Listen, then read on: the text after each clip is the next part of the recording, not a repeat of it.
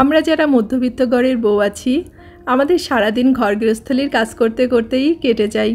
আর এই কাজ করতে করতে আমরা অনেক কিছু শিখে যাই আর সেভাবেই আমরা করতে শুরু করি।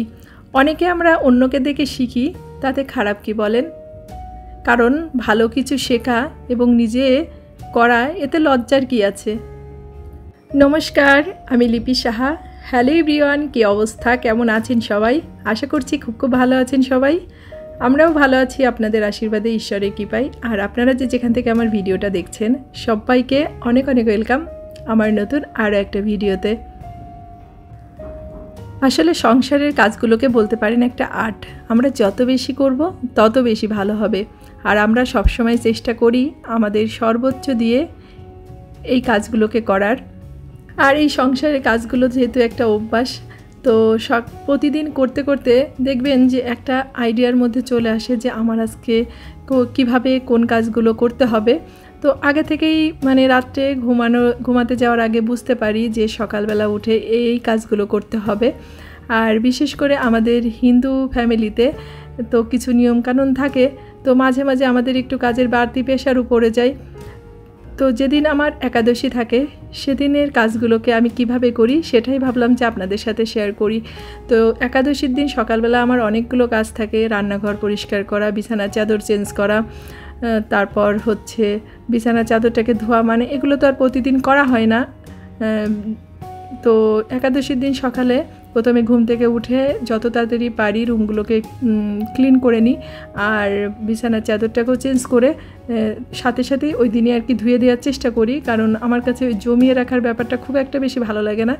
কারণ আমি সবসময় যখনকার কাজ তখন করতে বেশি পছন্দ করি। কারণ জমিয়ে রাখলে কি হবে, পরে আমাকেই করতে হবে, প্লাস আর বেশি জামা কাপড় থাকলে সেটা আমার কাছে আরও অস্বস্তি মনে হয়।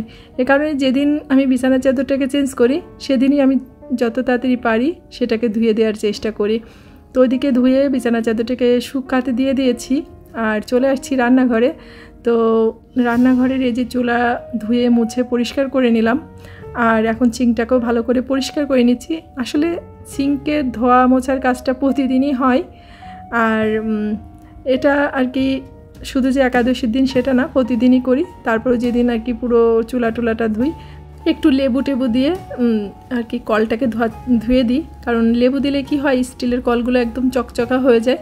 প্রতিদিন সব সময় করা হয় না, তবে হাতের কাছে যখনই থাকে তখনই আমি একটু লেবু দিয়ে কলটাকে ডলে পরিষ্কার করে ধুয়ে নিই। তো যাই হোক, ওইদিকে রান্নাঘরটাকে পরিষ্কার করে তো এখন ভাবছি যে রুমগুলোকে একবারে মুছে নেব, মুছে তারপরে স্নানটা করে আসব। আর আসলে রুমগুলো মুছতে গেলেও অনেকগুলো রুম তো বেশ সময় লাগে, আর সব কিছু আর কি সরিয়ে টরিয়ে মোছা বেশ আর কি সময় সাপেক্ষ ব্যাপার বলতে পারেন। তো একাদশীর দিন আবার দেখবেন যে প্রত্যেকটা রুম না মুছলেও ভালো লাগে না, মুছলে পরিষ্কার থাকলে বেশ ভালো লাগে। তো যাই হোক, আমি প্রত্যেকটা রুম মুছে তারপরে যে স্নানটা করে চলে আসছি। আর এখানে যে একাদশীর ফল এগুলোকে ধুয়ে নিয়েছি, কতগুলো আম নিয়ে নিয়েছি, এখানে কলা আনা হয়েছে আর কিছু আনারস আনা হয়েছে। তো এই আনারসগুলো আবার স্বপ্নিল ওর পাপা ভীষণ পছন্দ করে, আর এগুলো কিন্তু বেশ মিষ্টি হয় খেতে। আর আনারসটা আমি কখনোই পছন্দ করি না, আনারসটা দেখলেই মনে হয় যে আমার জিহ্বাটা চুলকায়। তো ওরাই আর কি কেটে খায়। আর এই যে একটা কাঁঠাল আনা হয়েছে, 2 দিন আগে আনা হয়েছে, যেহেতু ঈদ চলে আসবে তাই আগে থেকেই একটু আর কি ফল টল কিনে রাখা হয়েছে। আর এই যে কিছু লিচু আনা হয়েছে। তো 2টা ডাব এনেছিল, তো ডাবের কথা ভুলেই গিয়েছিলাম আমরা। তো বাসায় তো আসলে দাও নেই আমাদের, তো এই যে নিরামিষ বটিটা দিয়েই স্বপ্নিলের পাপা আর কি স্বপ্নিলকে ডাব ছুলে দিচ্ছে। আর স্বপ্নিলকে বলতে পারেন সে ডাব খাওয়ার পাগল। সে আর যেরকম ফলই থাকুক না কেন বাসায়, তবে ডাবটা থাকলে সে ভীষণভাবে খুশি হয়ে যায়। ওই যে বললাম যে ভুলে গিয়েছিলাম, পরে ডাবের কথা মনে পড়ছে, সে ভীষণ খুশি, সাথে সাথেই পাপাকে বলছে যে ডাবটাকে ছুলে দিতে। তো বাসায় যেহেতু নিরামিষ বটি ছিল না, তাই বটিটা দিয়েই ছিলতেছে। আর যে কাঁঠালটা দেখিয়েছিলাম, কাঁঠালটা না উপর থেকে ভীষণ শক্ত ছিল, পরে বটি দিয়ে কেটে নিয়েছি। এই দেখেন ভিতরে পুরো একদম পেকে গিয়েছে। আর কাঁঠালটা বেশ ভালোই ছিল, মোটামুটি আর কি মিষ্টি ছিল। তো যাই হোক, এত কিছুর মধ্যেও আমার একটু ঝাল ঝাল পছন্দ, তো সে কারণে আমি একটু সবজি রান্না করেছি, আলু আর মিষ্টি কুমড়া দিয়ে, আর একটু বাদাম ভেজে নিয়েছি।